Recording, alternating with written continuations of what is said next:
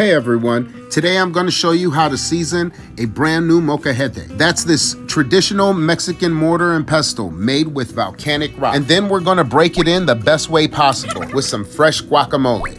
When you first get your molcajete, it's important to season it properly. Because it's made from raw volcanic rock, it can be dusty and gritty inside. First, rinse it thoroughly with just water, no soap. Scrub it with a brush if needed to remove any loose grit. Next, we're going to grind uncooked white rice. Add a small handful, then grind it into a fine powder. You're going to notice the rice picking up gray dust. That's loose stone. Dump it out. Repeat the process with fresh rice until the powder stays white. This can take 3 to 5 rounds, but it's worth it. Now for flavor and extra seasoning, in my last round, I like to smash up a mix of rice, garlic, salt, and a little peppercorn. Grind it into the stone. This helps to seal the pores and adds a little character. Give it one last rinse, dry it thoroughly, and it's ready to go. All right, the mojeca is seasoned, and now it's time to put it to use the way it was meant to be, by making guacamole. This isn't just guacamole, it's mojeca guac, and it hits different. Let's get started. First, I'm gonna build the flavor base right in the mojeca, not in a bowl. That's what makes the difference. This stone grinds the ingredients. It doesn't just mix them. You're not smashing like a caveman. You're grinding gently in circles, just enough to release the oils and juices. This is how you get the real guacamole texture. Chunky avocados and a smooth, flavorful paste underneath. Now for the avocados, I like to press and twist, not smash. This way you get a mix of creamy and chunky, which is exactly how guacamole should be. Always taste as you go. Avocados are like sponges. They soak up salt and lime, so you might need more than you think. And that's it. Molcajete guacamole, the old school way. Simple, fresh, and made the way it's supposed to be.